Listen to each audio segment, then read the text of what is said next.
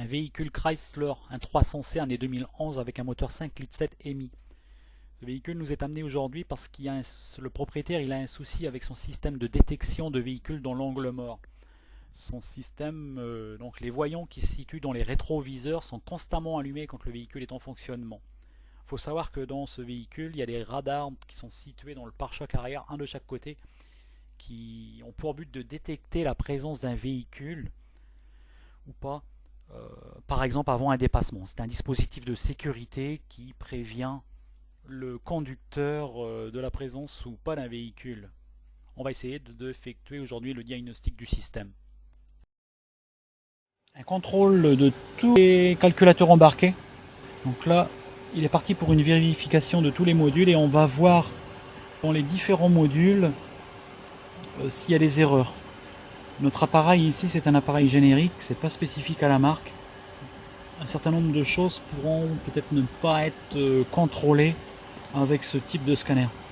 En espérant qu'un code nous oriente sur le problème. Alors on regarde ici, le véhicule il est en route.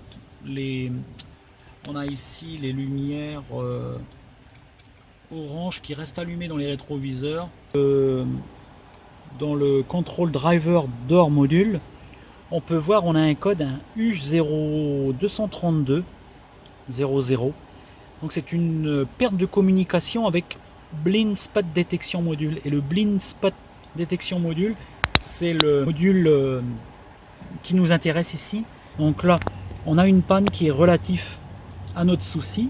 Par contre, c'est un code de multiplexage. Alors c'est un code de communication, c'est un code U. Alors on aura besoin pour ça des schémas. Vérifier l'alimentation du module, vérifier la continuité des fils au niveau de la communication, peut-être utiliser un oscilloscope pour vérifier s'il y a de la communication. On a probablement à faire un problème du module lui-même ou un problème de câblage. Donc avant de changer le module, on devra vérifier ses alimentations parce que si le module n'est pas alimenté, on peut avoir ce type de problème. On va vérifier donc, tout le câblage de notre module, également les capteurs.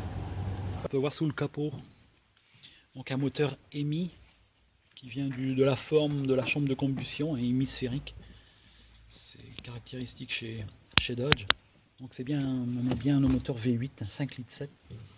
La documentation de notre véhicule. Alors concernant le blind spot, bon, qui veut dire le capteur d'angle mort, on peut voir les deux capteurs. On a un capteur à gauche, donc ce sont des capteurs tout simplement de détection ici. Alors on a une alimentation et puis un réseau de communication sur un réseau CAN, c'est assez classique. Et à droite, on a sensiblement la même chose ici. On a notre calculateur.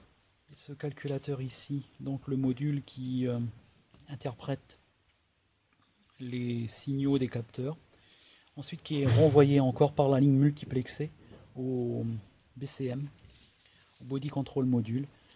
Sur cette ligne multiplexée, lorsqu'on peut voir ici l'architecture de notre réseau multiplexé de notre véhicule, on peut voir ici sur cette ligne, peut-être un peu difficilement ici, mais on retrouve bien notre BSM, Blind Spot Module.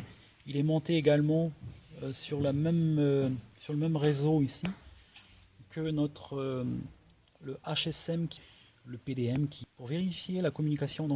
Et donc cette communication arrive ici à notre BCM, le BCM Body Control Module.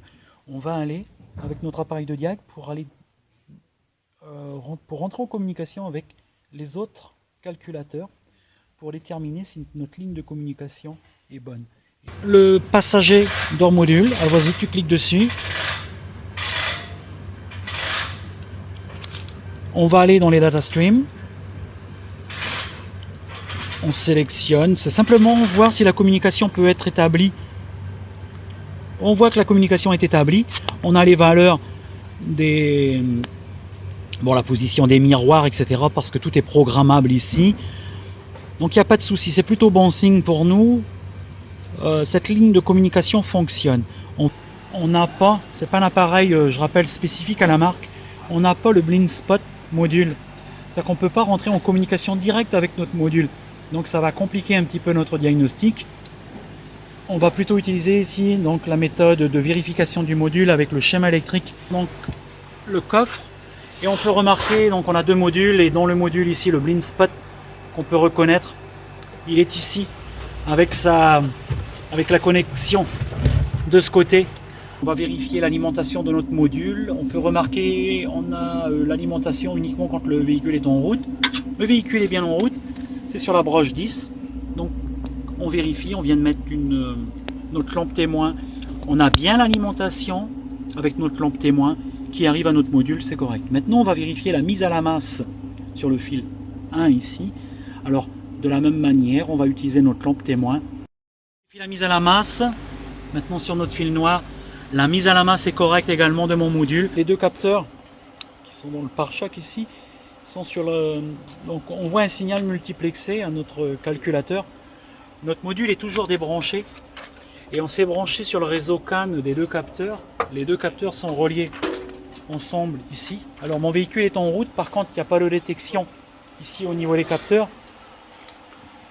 Ce qu'on peut remarquer sur mes trams, c'est que sur une trame, j'ai un petit peu plus de 1 volt et j'ai exactement la même chose. Les deux capteurs sont reliés, donc à la position repos, c'est la tension normale sur notre réseau de communication ici, provenant de nos capteurs uniquement. Ça me montre que les capteurs sont au moins alimentés. Ça m'évite d'aller démonter ici le pare-choc pour aller voir mes capteurs pour vérifier leur alimentation. Ici, on a une belle trame multiplexée. Alors on s'est branché sur le réseau de communication ici, mais sur ce réseau de communication, je rappelle qu'on a d'autres calculateurs. Donc on est en train de mesurer la communication des calculateurs, on avait vu tout à l'heure, qui étaient dans la porte, et puis du réchauffage des sièges. Donc la communication qu'on a là, c'est les autres calculateurs qui sont bien sur la ligne. Donc le réseau multiplexé, il est correct. On peut supposer que notre calculateur ici de blind spot, lui, ne communique pas avec le BCM. Donc c'est lui ici qui est en défaut. Donc on va suggérer au propriétaire de remplacer son calculateur. Ce calculateur devra être reprogrammé sur le véhicule. Mais là, ça peut se faire chez le concessionnaire parce qu'il nous faut la valise spécifique pour pouvoir reprogrammer ce système. Donc ici, on a fini notre diagnostic. Alors, avec les éléments dont on dispose dans notre atelier, on a quand même, si je résume ce qu'on a fait, on a vérifié l'alimentation correcte de notre module, mise à la masse tension. On a vérifié la communication sur le réseau multiplexé de nos deux capteurs, correct. On a vérifié sur la ligne multiplexée sur le réseau que les connexions sont bonnes parce qu'on détecte bien les trames multiplexées des autres calculateurs. On va ici, la pièce à remplacer et donc le module blind spot pour retrouver le fonctionnement normal du système de détection de véhicule dans l'angle mort.